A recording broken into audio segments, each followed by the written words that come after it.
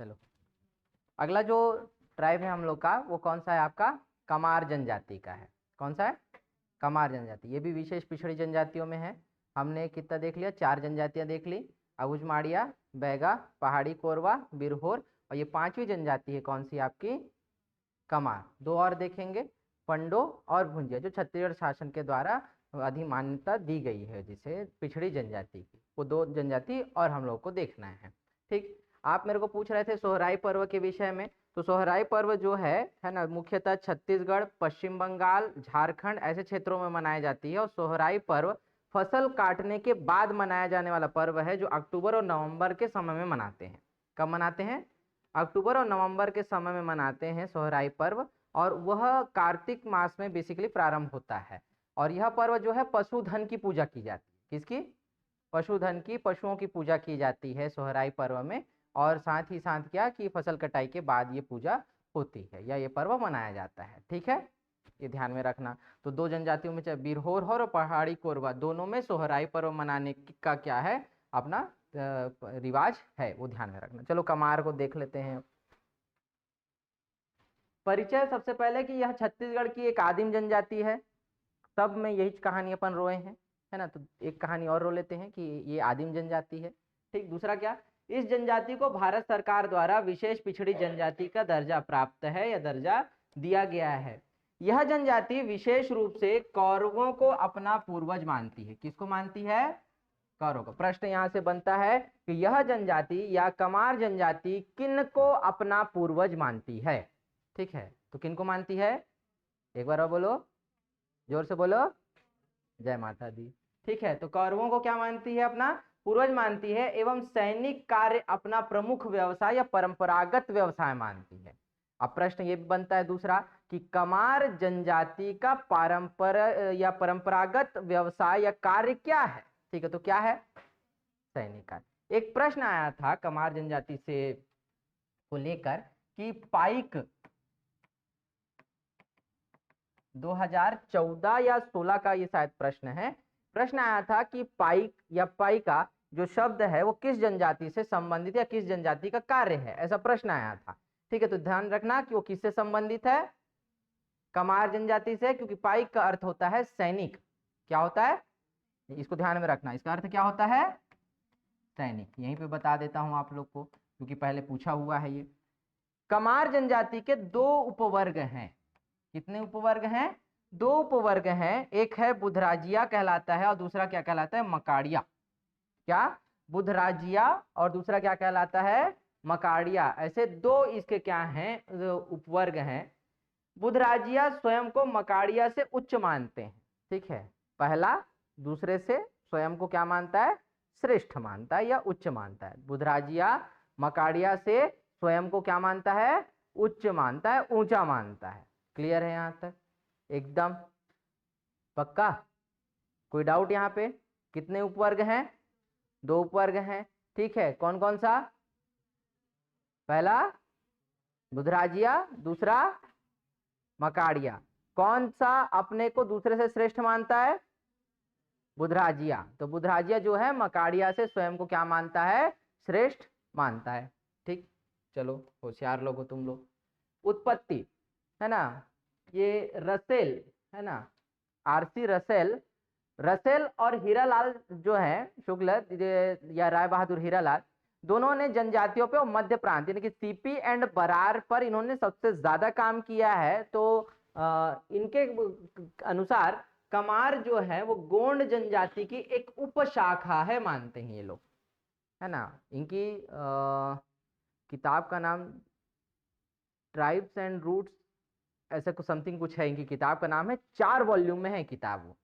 और CP and Brar की या मध्य प्रांत एंड बरार की जो कंप्लीट जो जनजातियां हैं अल्फाबेटिकल ना, ठीक है, आप बोलोगे तो उसका पीडीएफ मैं दिखा सकता हूँ आपको। उसकी हार्ड कॉपी जो है लाइब्रेरी में रखी रहती है जनरली, बहुत मोटी मोटी है।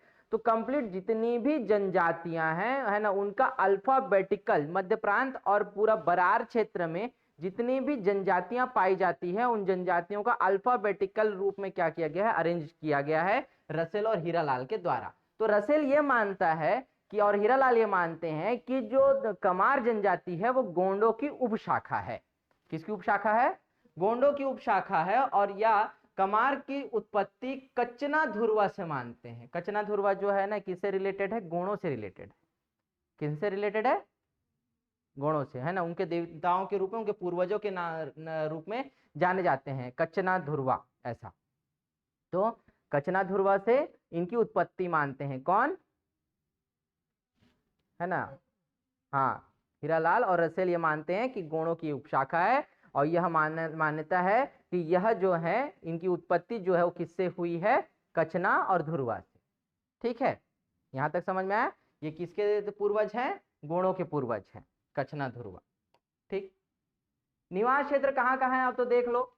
एक गरियाबंद जिले में, है ना। तो गरियाबंद जिले में गरियाबंद, छुरा, मैनपुर, है ना, और धमतरी जिले के आपके नगरी मगरलोड विकास खंड में ये निवासरत है। कितने जिले हैं? 2 जिले हैं। पहला जिला गरियाबंद, दूसरा जिला धमतरी। तो गरियाबंद जिले के कितने विकास खंडों में या कितने क्षेत्रों में? 3। गरियाबंद, छुरा, मैनपुर। और धमतरी के नगरी और मगरलोड कितना हुआ? 2 जिला। ठीक है, 5 विकास खंड, ऐसा ध्यान रखना। तो गरियाबंद के 3 और धमतरी के 2, है ना, नगरी और मगरलोड। ठीक है, मगरलोड थोड़ा सा अंदर में है ना। कोई गया हो उधर धमतरी तरफ? मैं गया हूँ। चलो, महासमुंद जिले के महासमुंद और बागबाहरा विकास खंड में इसके कुछ परिवार निवासरत हैं। मेन जो संकेंद्रण है या मेन जो डेंसिटी है वो कहां पर है? वह गरियाबंद और धमतरी क्षेत्र में है। लेकिन कुछ परिवारों का संकेंद्रण कमार जनजाति का वो कहां है? महासमुंद जिले के और महासमुंद और बागबाहरा क्षेत्र में है। कहां कहां? महासमुंद और बागबाहरा। बागबाहरा जानते हो ना, कौन सी देवी का मंदिर है? हाँ, गई है? सुनी है बस, तो जाना क्या कर रही है? घूम किया।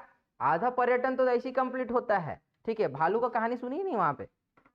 हाँ, चलो, इनकी जनसंख्या कितनी है? तो कमार जनजाति की जो जनसंख्या है वो 26,530 है। कितनी है? 26,530।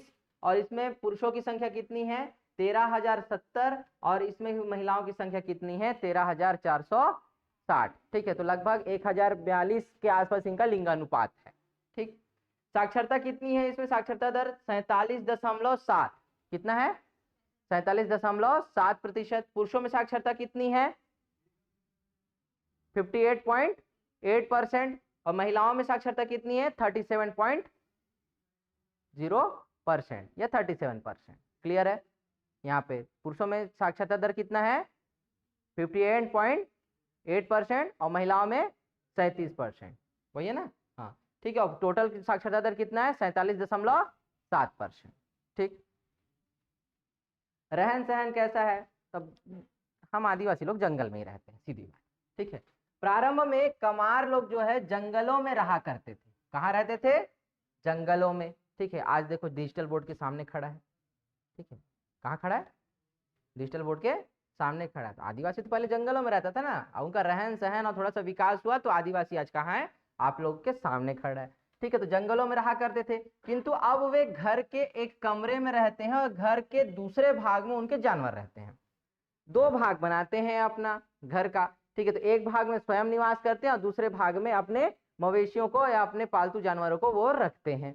ठीक है, जरूरी है ना, उनके लिए भी तो रहना चाहिए ना, रहने के लिए। तो भाई वो भी तो आखिर वो हैं, जीव हैं। क्या है? जीव हैं। जैसे आप लोग मछली से प्रेम करते हो, किससे प्रेम करते हो? मछली से प्रेम। तो मछली जल की रानी है और जीवन उसका पानी है ना। हाथ लगाओ डर जाएगी और बाहर निकालो मर जाएगी, और मरने के बाद उसको मस्त फ्राई करके खाएंगे। ठीक है, क्या करेंगे? फ्राई करके खाएंगे। तो ऐसे ही होता है ना, ऐसे मछली से हम लोग क्या करते हैं? प्रेम करते हैं। पुरुषों के सिर पर लंबे बाल होते हैं, है ना, धनुष बाण और कंधे पर कुल्हाड़ी होती है। इनकी खास पहचान है कमार लोगों की। कमार लोग क्या खास पहचान है? लंबे बाल, धनुष बाण और कंधे पर कुल्हाड़ी। ठीक है, पूरा पुष्पा वाला सीन है। ठीक है, किसका सीन है? पुष्पा वाला। देखो ना, पुष्पा मैं झुकेगा नहीं साला, ऐसा करके प्यार के कारण सब झुक जाते हैं। ठीक, शिकार के मरने के बाद शिकार का सिर काट कर पानी से धोकर वन देवता को अर्पित करते हैं। किसको अर्पित करते हैं? वन के देवता। तो कमारों में यह परंपरा है कि शिकार करने के बाद उसका सिर काटते हैं और वन देवता को क्या करते हैं, अर्पित करते हैं। तो हमारी साइड भी जब बलि वली होता है ना, तो जिसकी बलि होती है तो बलि करने के बाद उसका सिर को क्या करते हैं, चढ़ाते हैं। पहले चढ़ाते नहीं रे है तो देवता में चढ़ाते नहीं। का नाम है तो डोकरा के है कढ़ाल हुर्रा, ठीक है, मोर परमा मुदियाल है ठीक है, तो हमारा डोकरा माला चढ़ाल पड़ते ऐसे है ना, चाहे वो अब तुमन नहीं जाना, क्या बताऊं तुमल्ला, बड़ा लंबा कहानी है। ठीक है, वेशभूषा तो पुरुषों का तो वही चीज ध्यान में रखना, क्या क्या है ना, पंछा, बंडी, सलूखा, कुर्ता रे, ठीक। उसका स्त्रियों का लुगरा और पोलखा। पोलखा का हलकत है ब्लाउज लगा थे, हम नहीं जानते रहे, ठीक है। लुगरा और पोलखा स्त्रियों का क्या है, ये पहनावा है, उनकी वेशभूषा है। गोदना जो है, कमार लड़कियां 8 से 10 वर्ष की उम्र में स्थानीय देवार महिलाओं से हाथ, पैर और ठोड़ी में गोदना गुदवाती हैं। कहाँ कहाँ, हाथ, पैर और ठोड़ी में, ठीक है। कितने वर्ष की उम्र में, 8 से 10 वर्ष के। अब ध्यान रखना, यहाँ पे प्रश्न बन गया, क्या प्रश्न बना कि कमार जनजाति में गोदना गोदने का कार्य कौन करते हैं, कौन करते हैं, देवार जाति की महिलाएं। कौन करते हैं, देवार जाति की महिलाओं। देवार जाति की महिलाएं जो है ना, गोदना कार्य के लिए क्या कहते हैं, सबसे ज्यादा मानी जाती है ना, कि ये गोदना कार्य सबसे ज्यादा देवार महिलाएं करती हैं, ऐसा करके, ठीक है। तो अपने क्षेत्र की या स्थानीय देवार महिलाओं से क्या करवाती हैं, गोदना कार्य करवाती हैं, ठीक है। समझ में आया यहाँ तक, कोई डाउट है यहाँ पर, चलो। हाँ सलवा कुर्ता रे, बताना रे उसको, ठीक। आर्थिक जीवन में कमारों की आजीविका का साधन है ना, बहुत ज्यादा क्या है, सीमित है। इनकी आजीविका का मुख्य स्रोत जो है वो अस्थायी कृषि है। कैसी है, अस्थायी कृषि, ठीक है। स्थायी तौर पर नहीं करते, एक स्थान पर कृषि किए, फिर दूसरे स्थान पर जाके चले गए, फिर अलग चले गए, इस तरीके से अस्थायी कृषि का क्या है, इनमें चलन है। इसे, इस कृषि को दहिया कहते हैं, है ना। एक बार दहिया है कि दाहिया है, ये इसको चेक करना ना, हो सकता है प्रिंट दाहिया है ना, हाँ इसको एक बार क्रॉस चेक और कर लेना ना, ये वाला, क्योंकि भद्रा में भी ऐसी कुछ आता है। तो अस्थायी कृषि करते हैं, इसे क्या कहा जाता है, दाहिया कृषि कहा जाता है। क्या कहा जाता है, दाहिया, है ना। अब ध्यान में रखना कि कमारों के द्वारा की जाने वाली अस्थायी कृषि जो है वो दाहिया कृषि कहलाती है। सिर्फ एक मात्रा का फर्क है ना, शायद तो उसमें भद्रा या किसी में है, मैं बताऊंगा आप लोग को बाद में, करेक्शन कर लेना लेकिन बेटा ना, ध्यान रखना इस चीज को। व्यवसाय क्या है, बांस से टोकरियां बनाना, शहद इकट्ठा करना, मछली मारना, शिकार करना, ऐसे प्रमुख कार्य हैं। बांस के कार्य को लेके ना बहुत बार प्रश्न आया है कि निम्नांकित में से कौन कौन सी जनजातियां जो है ना वो बांस शिल्प का कार्य करती है, बांस का काम करती हैं, ठीक है। तो उसमें कमार है, एक ध्यान रखा, कमार है, कंडरा है, मुरिया भी करते हैं, ठीक है। सौता को भी कभी कभी क्या लेता है, वहां पे लेता है, सौता का भी काम है। मैं अलग से क्वेश्चंस जितने भी आए हुए हैं तो आपको अलग से मैं जो एक्सरसाइज हम लोग जो करेंगे ना, उस एक्सरसाइज में मैं बता दूंगा कि किन किन जनजातियों को लिस्टेड करके रखना है बांस के काम के लिए, क्योंकि 2-3 बार पूछा है और कई बार कंफ्यूजन के कारण जो है ना उसका आंसर जो है ना विलोपित हुआ है, ठीक है, ये ध्यान में रखना। तो उस चीज को ना अलग से बता दूंगा कि बांस का व्यवसाय या बांस का कार्य कौन कौन जनजातियां करती है, ठीक है। तो ये ध्यान रखना, लेकिन कमार करते हैं, कंडरा करते हैं, कंडरा का तो मुख्य व्यवसाय है बांस का, ठीक।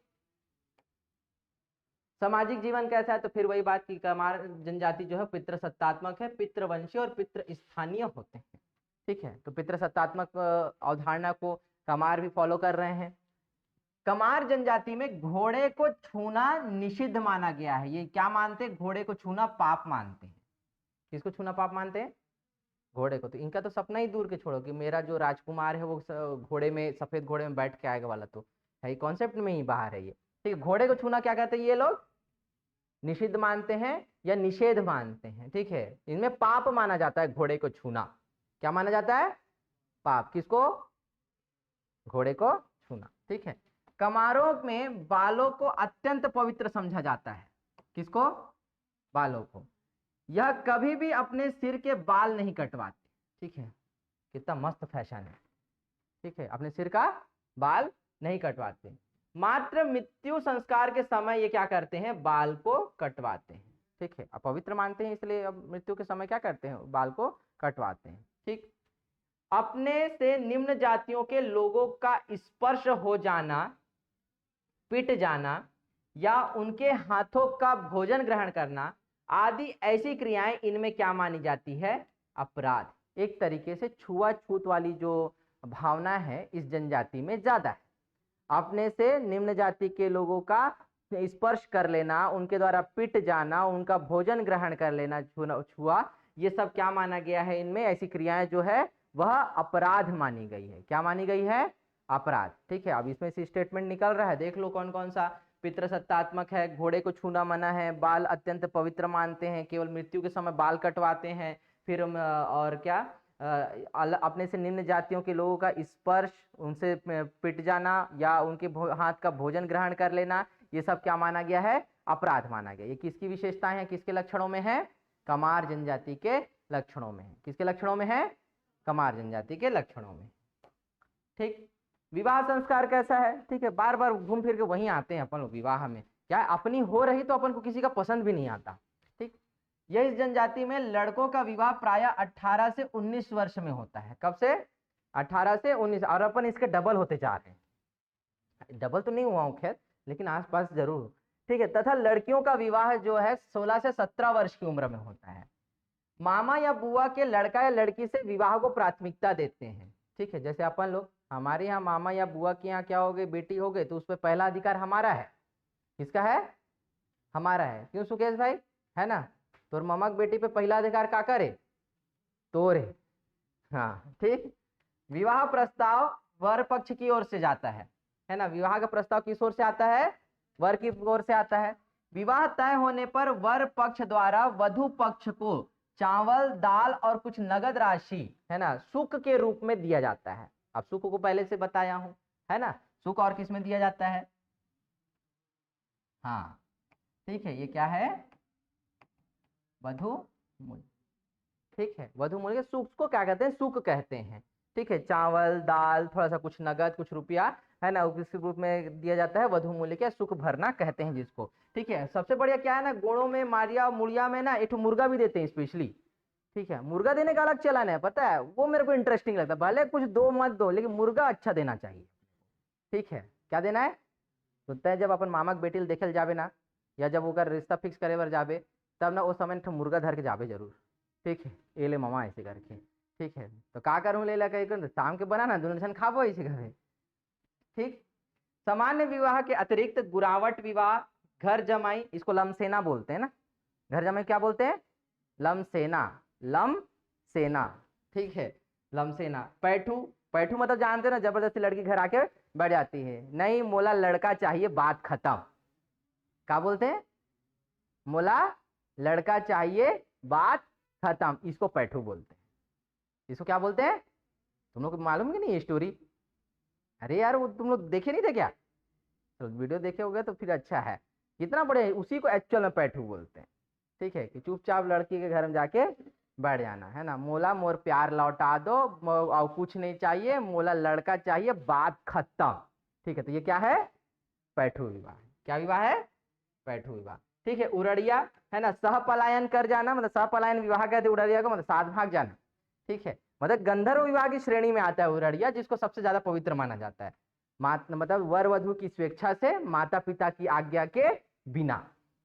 ठीक है, ये क्या कहलाता है, उड़िया विवाह। इसको हम लोग वैदिक विवाह में क्या कहते हैं, गंधर्व विवाह कहते हैं। क्या कहते हैं, गंधर्व। एक प्रकार का लव मैरिज है वो। क्या है, तुम लोग की जिंदगी में लव होगा तब तो मैरिज होगा, तुम लोग को भी किसको बता रहा हूं मैं भी। ठीक, विधवा विवाह, है ना, त्यक्ता पुनर्विवाह, यानी कि जो तलाकशुदा है उसको क्या कहते हैं, चूड़ी पहनाना कहते हैं। चूड़ी पहनाने की परंपरा जो है ना पूरे भारत भर में है, ध्यान में रखना, है ना। अलग से चूड़ी परंपरा के विषय में ना रिसर्च तक चल रहा है, पता है कि किस तरीके की परंपराएं होती हैं, गुजरात में कैसा होता है, राजस्थान में कैसा होता है, झारखंड में, छत्तीसगढ़ में चूड़ी पहनाने की ना ये अलग परंपरा चलती है। और सब परंपराओं में अलग तरीके से क्या होता है, विवाह होता है, और सीधे चूड़ी पहना के ले आया ऐसा टाइप का नहीं होता है ना, परंपरा निभाई जाती है। एक कसे किसी जैसे कसेले के साथ में विवाह कराया जाता है, एक कांस के कसेला नहीं होता है, उसे पानी भर के जल के साथ उसका फेरा वेरा लगवाया जाता है। किसी में पीपल के साथ पहले विवाह करा दिया जाता है, और ऐसे दुनिया भर के बहुत अलग अलग रीति रिवाज है ना, बहुत सारी परंपराएं और प्रथा में पढ़ा उसके अंतर्गत में। तो इनमें जो कमार है उसमें चूड़ी पहनाने की भी क्या है, परंपरा है विवाह के दौरान, ठीक है, या त्यागता जो तलाकशुदा हो गई है उसके साथ में चूड़ी पहनाने की परंपरा चलती, ठीक है, समझ में आया यहाँ तक। चलो तुम लोग को भी मन करेगा तो उड़रिया विवाह एकदम अच्छा है, ठीक है, बाकी अपना तो मामा की बेटी पे पूरा अधिकार है, सही है। चलो मृत्यु संस्कार में तो मृतक को दफनाया जाता है। कमारों में व्यक्ति के मरने पर उसके उपयोग की वस्तुएं उसके साथ ही दफना दी जाती है। जमीन बेचकर भी क्रियाकर्म किया जाता है इस समय। कैसा? जमीन बेचकर क्रियाकर्म किया जाता है। घर में किसी सदस्य की मृत्यु होने पर घर का त्याग कर दूसरा घर बनाते हैं ये लोग। घर में किसी की मृत्यु हो जाने पर उस घर को त्याग करके दूसरा घर बनाने की इनकी क्या है, परंपरा है। किन लोगों में? कमार लोग में। तो ये स्टेटमेंट याद रखना कि दफनाते हैं, मरने के बाद उसके उपयोग की जितनी वस्तुएं क्या कर देते हैं, साथ में दफना देते हैं, क्रियाकर्म के लिए जमीन तक बेचते हैं, और उसके बाद किसी सदस्य की मृत्यु होने पर उस घर को त्याग करके दूसरा घर बनाते हैं, ठीक है, क्लियर है यहाँ तक। चलो सामाजिक व्यवस्था में क्या है, कमार जनजाति की एक परंपरागत जनजाति, इसकी अपनी परंपरागत पंचायत भी होती है। क्या होती है? पंचायत होती है। और इस पंचायत का जो मुखिया है या प्रधान है वो क्या कहलाता है? कुरहा कहलाता है। क्या कहलाता है मेरे भाइयों एवं बहनों? कुरहा, ठीक है, क्या कहलाता है? कुरहा, ठीक। वर्तमान में कमार जनजाति में मांदर वाद्य यंत्र का क्या किया जाता है? प्रयोग किया जाता है। कौन से वाद्य यंत्र का? मांदर, ठीक है। अब कौन कौन सा त्योहार है, देवी देवता क्या क्या है, देखो इसे प्रणाम, ठीक है। सबसे पहला ये आत्मावाद में विश्वास रखते हैं। किसमें? आत्मवाद, ठीक है, आत्मा पर विश्वास। किस पर विश्वास? आत्मा। मतलब ये ध्यान में रखो कि अगर मेरे कुछ हो गया तो उसके बाद मेरी आत्मा जरूर तुम लोग को पढ़ाने आएगी, ठीक है, आओ पढ़ो, ठीक है। कैसा लगेगा तुम लोग? कौन कौन बैठेगा मेरी क्लास में? फिर मेरी आत्मा पढ़ाएगी तो तू मेरा सच्चा दोस्त है भाई, है ना। देखो वो अकेला बैठूंगा मेरी क्लास में, बोल रहा है तुम लोग, मैं जानता था लड़कियां कोई समर्थन नहीं दे सकती, सब डरपोक है। इनका पुरोहित जो धार्मिक अनुष्ठान करता है वो बैगा कहलाता है। क्या कहलाता है? बैगा। कौन सा वाला बैगा? वो वाला बैगा नहीं है ना, ठीक है, जनजाति वाला बैगा नहीं, ध्यान रखना। इस एक टर्म में जो धार्मिक कार्य पूजा पाठ करने वाले को भी क्या कहा जाता है? बैगा कहा जाता है, ठीक है। तो इनके यहाँ धार्मिक अनुष्ठान करने वाला जो पुरोहित है या जो व्यक्ति है वो क्या कहलाता है? बैगा कहलाता है। अभी दो प्रकार के होते हैं, एक कहते हैं डीह बैगा और दूसरा कहलाता है गुनी बैगा। एक क्या? डीह बैगा। तो डीह मतलब क्या होता है? जो वहां पर जो उनका केंद्र है, जहां मठ है, जहां देवगुड़ी है, वहां पूजा करेगा। और गुनी बैगा क्या है? जो गुनिया वाला नहीं काम करते, तंत्र मंत्र वाला, वो बैगा, ठीक है। डीह बैगा और गुनी बैगा, ठीक। वोंगावाद है ना, तो वोंगावाद जो है एक तरीके का बोधिसत्व की अवधारणा है। किसकी अवधारणा है? बोधिसत्व का। इसको अपन अलग से पढ़ेंगे। एक अलौकिक, मतलब ये मान के चलना कि अपने पूर्वजों को अलौकिक शक्ति के रूप में उसकी उपासना करना, इसके अंतर्गत आता है।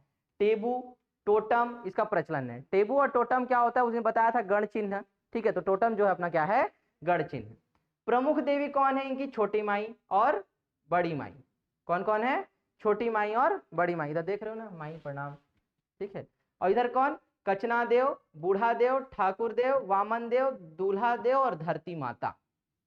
कृषि करने से पहले धरती माता की पूजा करते हैं, ठीक है। तो इस तरह क्या है आपके ये देवी देवता हैं, किसके? कमार के। किसके हैं? कमार के, याद रहेगा, ठीक है। चलो प्रमुख कौन है लेकिन? छोटी माई और बड़ी माई, ठीक। पर्व कौन कौन सा मनाते हैं? एक हरेली, ठीक है, पेरा, नवाखाई, दशहरा, दिवाली, छेरछेरा और होली। अभी छेरछेरा आ रहा है, अगले महीने लग जाएगा छेरछेरा, नहीं 4-5 दिन बाद। कब है पुन्नी? कल या परसों तो है ना पुन्नी मेरे ख्याल से। अगहन पूर्णिमा कब है रे?